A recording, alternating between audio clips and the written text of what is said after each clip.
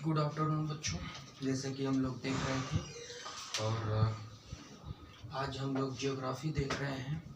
और जियोग्राफी में हम लोग खगोल विज्ञान देखेंगे। खगोल विज्ञान को क्या कहते हैं? एस्ट्रोनॉमी, खगोल विज्ञान, खगोल विज्ञान। तो देखेंगे इसमें बात यूनिवर्स की जाएगी, तारों की जाएगी और इसके साथ साथ गैलेक्सियों की बात की जाएंगी, आकाश गंगाओं की बात की जाएंगी। जिससे कि देखते हैं कि क्या है एस्ट्रोनॉमी में। एस्ट्रोनॉमी का अध्ययन यूनिवर्स से होता है। किससे होता है? यूनिवर्स, ब्रह्मांड से। इससे होता है एस्ट्रोनॉमी का। किससे होता है? ब्रह्मांड से। एस्ट्रोनॉमी का, एस्ट्रोनॉमी मतलब कि ब्रह्मांड का अध्ययन ही, ब्रह्मांड का अध्ययन ही क्या कहलाता है? एस्ट्रोनॉमी। क्या कहलाता है? एस्ट्रोनॉमी। ब्रह्मांड जो होता है, यूनिवर्स जो होता है, ये क्या होता है? ये दिखाई पड़ने वाला, दिखाई पड़ने वाला यह आकाशीय पिंड होता है। क्या होता है ये? आकाशीय पिंड। ठीक है, क्या होता है? यूनिवर्स जो होता है ये दिखाई पड़ने वाला आकाशीय पिंड होता है। ठीक है, इसमें क्या होती है? एक आती है गैलेक्सी, और गैलेक्सी को कहते हैं आकाश गंगा। गैलेक्सी को क्या कहते हैं? आकाश गंगा। और इसमें क्या होते हैं? गैलेक्सी आकाश गंगा में इसमें जो तारों का समूह होता है, ठीक है, तारों का समूह गैलेक्सी कहलाता है, आकाश गंगा कहलाता है। क्या कहलाता है? तारों का समूह ही गैलेक्सी कहलाता है, आकाश गंगा कहलाता है। और इस तारों का जो समूह है ये 100 अरब है। कितने हैं? 100 अरब। 100 अरब से भी ज़्यादा है, लेकिन एक अनुमान के अनुसार 100 अरब बताया गया है। और इस हमारा जो आकाश गंगा, मतलब हमारा आकाश गंगा जो गैलेक्सी होती है वो है मंदाकिनी। कौन है? हमारा आकाश गंगा कौन है? मंदाकिनी। और जो सबसे, और इस आकाश गंगा की सबसे निकटतम अगर देखें, निकटतम क्या है? तो क्या है? निकटतम जो है वो कौन है? देवयानी। क्या है? देवयानी। इस आकाश गंगा, आकाश गंगा गैलेक्सी की जो हमारा आकाश गंगा गैलेक्सी होती है वो मंदाकिनी है, लेकिन इसके सबसे निकटतम क्या है? देवयानी पर है। ठीक है, देवयानी है। तारों का औसत काल, ये जो तार हैं अगर इनके औसत काल की बात करें तो इनकी औसत काल क्या है? 100 अरब वर्ष। 10 अरब वर्ष। कितने हैं? 10 अरब वर्ष। इस तारों का समूह का औसत काल कितने वर्ष है? 10 अरब वर्ष। कितने हैं? 10 अरब वर्ष। सूर्य, बात करें सूर्य की, तो सूर्य क्या होता है? ये पाँच ही वर्ष में अपना पूरा जीवन काल पूरा कर लेता है। 5 वर्ष में इसका जीवन काल अपना क्या कर लेता है? पूरा कर लेता है। और इसके 5 वर्ष जो होते हैं जीवन काल, वो क्या होते हैं? शेष बच जाते हैं। ठीक है, शेष बचा रहता है। सूर्य 5 ही वर्ष में अपना जीवन काल पूरा कर लेता है। 5 वर्ष क्या होता है? शेष बचे रहते हैं। ठीक है, तो हमने क्या बताया कि ज्योग्राफी में कि एस्ट्रोनॉमी ब्रह्मांडों का अध्ययन, ब्रह्मांड का अध्ययन ही एस्ट्रोनॉमी कहलाता है। ब्रह्मांडों का अध्ययन एस्ट्रोनॉमी कहलाता है। और इस ब्रह्मांड क्या होते हैं? दिखाई पड़ने वाले आकाशीय पिंड, दिखाई पड़ने वाले आकाशीय पिंड। तो ये क्या होते हैं? जो दिखाई देते हैं वही तो ब्रह्मांड है। और इसके अंतर्गत एक गैलेक्सी आती है, गैलेक्सी जिसे आकाश गंगा कहते हैं। आकाश गंगा में तारों का समूह होता है। क्या होता है? A group of moon. ठीक है, अर्थ स्काई। ठीक है, तो इस गैलेक्सी में तारों का समूह होता है। और ये तारा जो होता है, फिर अगर आकाश गंगा की बात करें तो आकाश गंगा में हमारा जो आकाश गंगा है, गैलेक्सी है, वो क्या है? मंदाकिनी है। लेकिन इसके सबसे निकटतम कौन से हैं? देवयानी। देवयानी इसके सबसे निकटतम है। और इन तारों का समूह जो होता है, एक जीवन काल 100 अरब के पार होता है। इनकी संख्या जो होती है तारों की 100 अरब होती है। संख्या इनकी कितनी होती है? 100 अरब होती है। लेकिन इनके जो जीने की संख्या है, मतलब जीवन काल है, औसत काल है, कितना है? 10 वर्ष पूर्व है। 10 अरब वर्ष पूर्व है। ठीक है। और सूर्य के क्या है? सूर्य जो है, सूर्य क्या है? 5 वर्ष में ही अपना जीवन काल पूरा कर लेता है। कितने वर्ष में? 5 वर्ष में सूर्य अपना जीवन काल पूरा कर लेता है और उसका 5 वर्ष जीवन काल शेष बचा रहता है। ठीक है। आशा करते हैं आप लोगों को अच्छा समझ में आ रहा होगा। समझ में न आए तो बताइएगा। चलिए आगे देखते हैं तारा। तो तारा क्या है?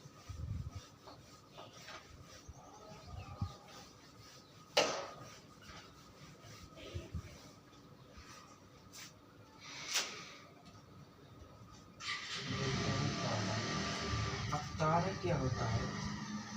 तारा के पास दो चीज पहले से उपलब्ध होती है। एक होती है पहला चीज ऊर्जा। ठीक है। इसके पास क्या रहती है? ऊर्जा। और ऊर्जा के साथ क्या रहती है? प्रकाश। एनर्जी रहती है, एनर्जी। और एनर्जी के साथ लाइट भी रहती है। ठीक है। ठीक है। तो ये तारा के पास हमेशा ऊर्जा और प्रकाश दोनों होता है। और ये किस अभिक्रिया में रहती है? संलयन। संलयन अभिक्रिया में तारा जो होती है वो किस अभिक्रिया में होती है? संलयन अभिक्रिया में। कभी कभी पूछा गया है यूपीएससी एनडीसीडीएस में कि तारा किस अभिक्रिया है, कौन सी अभिक्रिया है? तो उसका सही आंसर होगा संलयन। संलयन अभिक्रिया है। ठीक है। और ये ईंधन H2 मतलब H2 और हाइड्रोजन और हीलियम हाइड्रोजन और हीलियम की अवस्था में रहते हैं। कैसे अवस्था में रहते हैं? हाइड्रोजन और हीलियम की अवस्था में रहते हैं। एक होता है नेबुला थ्योरी, नेबुला थ्योरी। और एक नेबुला थ्योरी होता है, उसे कहते हैं निहारिका। क्या कहते हैं? निहारिका। ये नेबुला थ्योरी जो होता है, इसमें इस नेबुला थ्योरी में गैसों का गोला पाया जाता है। गैसों का गोला होता है। ये निहारिका थ्योरी जो है वो गैसों का गोला होता है। ठीक है। और श्वेत वामन, एक है श्वेत वामन। ठीक है। क्या है? एक श्वेत वामन है। और श्वेत वामन में कौन सी तारा पाई जाती है? जीवाशय तारा। कौन सी तारा? जीवाशय। श्वेत वामन में जीवाशय तारा पाई जाती है। एक दिखते हैं इसमें अभिनव तारा होते हैं। अभिनव तारा। और इस अभिनव तारा विस्फोटक तारा होता है। कैसे? कौन सी तारा होती है? अभिनव तारा विस्फोटक तारा होती है। अभिनव तारा कैसी होती है? विस्फोटक तारा होती है। ठीक है। और इसकी अगर चंद्रशेखर सीमा की बात करें तो जितना सूर्य होता है, सूर्य की 1.44, सूर्य का जितना होता है उसकी 1.44, मतलब कि इससे हम गुणा करते हैं। जितना सूर्य का चंद्रशेखर सीमा होती है उतना ही जितना ही चंद्रशेखर सीमा होती है वो चंद्रशेखर सीमा से सूर्य के इतने गुणे आगे रहता है। ठीक है। फिर उसके बाद देखते हैं, फिर उसके बाद लाल दानव। ठीक है। लाल दानव। और लाल दानव में क्या होता है? लाल दानव में हमेशा ईंधन की समाप्ति होती है। कैसा होता है? ईंधन इस ब्रह्मांड में, इस तारे में ईंधन समाप्त हो जाता है। इसमें लाल दानव में। ठीक है। और जो कृत काला वामन हमने बताया, श्वेत वामन श्वेत के साथ देखिए यहाँ पर काला वामन। और काला वामन में क्या होता है कि मृत तारा रहती है, मतलब मरी हुई तारा। कैसी तारा? मृत तारा, मरी हुई तारा। ठीक है। इसमें ब्लैक होल भी होता है। ठीक है। जिसकी उच्च घनत्व, ब्लैक होल की कैसी घनत्व होती है? उसकी डेंसिटी क्या होती है? हाई होती है। Density high. इसकी डेंसिटी क्या होती है, हाई होती है ब्लैक होल की, जिसे कि हम लोग ये चंद्रशेखर भी कहते हैं। क्या कहते हैं, चंद्रशेखर, चंद्रशेखर भी कहते हैं। क्या कहते हैं, चंद्रशेखर भी कहते हैं। ब्लैक होल जिसकी उच्च डेंसिटी होती है उसे हम लोग ब्लैक होल कहते हैं और चंद्रशेखर भी कहते हैं। और चंद्रशेखर में एक न्यूट्रॉन तारा, न्यूट्रॉन तारा आता है, न्यूट्रॉन तारा। ठीक है, चंद्रशेखर की सीमा कितनी होती है, सूर्य के 1.44 के बराबर होती है, 4 के गुणे की होती है। फिर देखते हैं, आगे चलते हैं। अगर इसको समझ में आएगा तो ध्यान से देख लीजिए कि तारा था और तारा के पास हमेशा ऊर्जा और प्रकाश दोनों रहता है। तारा के पास एनर्जी और लाइट ऑलरेडी मौजूद होती है और इसमें संलयन की क्रिया पाई जाती है। इसमें किसकी क्रिया पाई जाती है, संलयन की क्रिया पाई जाती है। इसमें एक नेबुला थ्योरी होती है जो कि ब्रह्मांडों में से निहारिका कहा जाता है। क्या कहा जाता है, निहारिका। और ये निहारिकों में गैसों की गोला पाई जाती है। कैसी गोला पाई जाती है, गैसों की गोला पाई जाती है। एक देखिए श्वेत वामन है, श्वेत वामन में हमेशा जीवाश्य तारा रहता है। कौन सा तारा रहता है, जीवाश्य तारा। अभिनव तारा में हमेशा विस्फोटक तारा रहता है, अभिनव तारा में हमेशा विस्फोटक तारा रहता है। और लाल तारों में ईंधन समाप्त हो जाते हैं। और एक चंद्रशेखर सीमा जिसे कहते हैं ब्लैक होल, जिसकी डेंसिटी क्या होती है, हाई लेवल की डेंसिटी होती है। और इस चंद्रशेखर सीमा के इसमें न्यूट्रॉन में भी पाया जाता है। इस चंद्रशेखर की सीमा हमने बताया अभी कि सूर्य की 1.44 के गुणे के बराबर होता है। ठीक है, अब चलते हैं व्हाइट होल। किस पे देखते हैं, व्हाइट होल पे देखते हैं। तो व्हाइट होल पे देखें,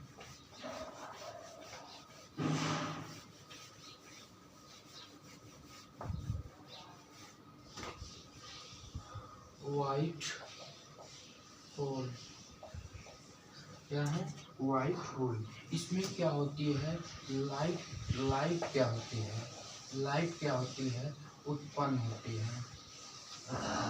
मतलब उत्पत्ति, प्रकाश उत्पत्ति का स्रोत, प्रकाश उत्पत्ति का स्रोत, प्रकाश उत्पत्ति का स्रोत होता है। क्या होता है, प्रकाश उत्पत्ति का स्रोत होता है। इसमें भी देखिए 3 कंडीशन है। एक हमने उसमें लाल दानव बताया था, फिर काला बताया था, अब इसमें सफेद भी होता है, इसमें सफेद भी होता है। और लाल जो होता है हमेशा निम्न ताप पर रहता है। कितने, कौन, निम्न ताप पे, कहाँ पर, निम्न ताप पर। और सफेद जो होता है, सॉरी यहाँ पर काला नहीं, नीला होगा।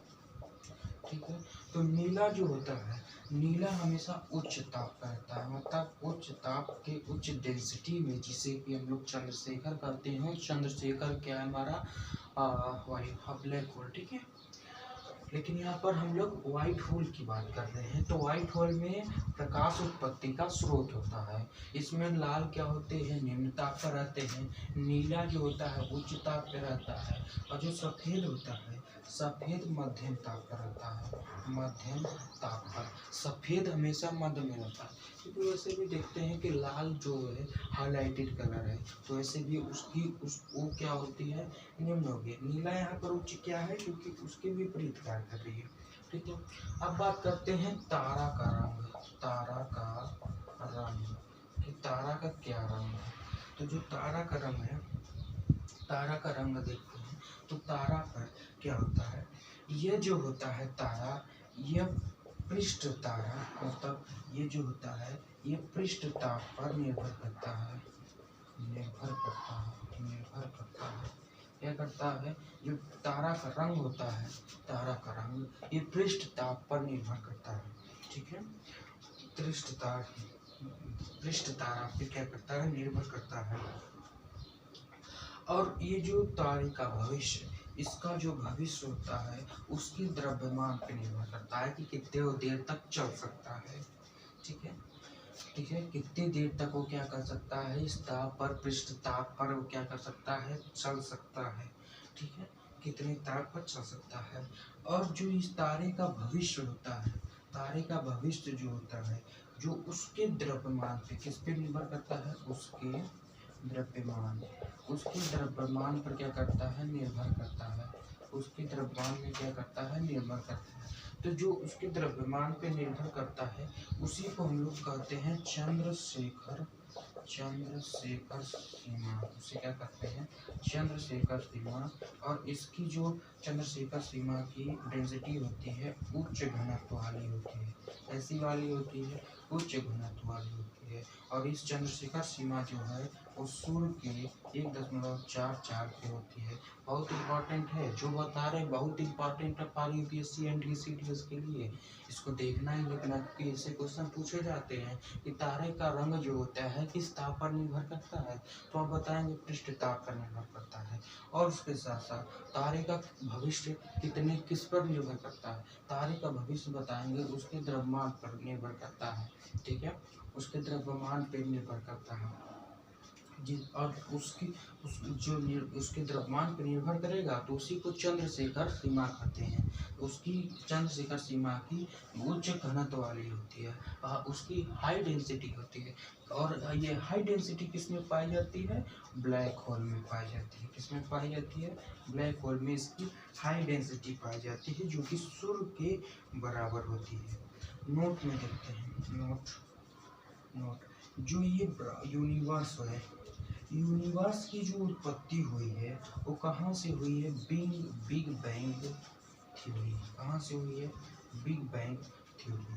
कहाँ से हुई है, बिग बैंग थ्योरी की। और इसके जो जिस बता सकते हैं जनक हैं जॉर्ज लेमन तेरे। ये बहुत इम्पोर्टेंट है। जॉर्ज लेमन तेरे ने बिग बैंग थ्योरी का निर्माण किया था। और निर्माण करने के बाद इस यूनिवर्स का पता लगा था कि इस यूनिवर्स पे कितने यूनिवर्स पे है।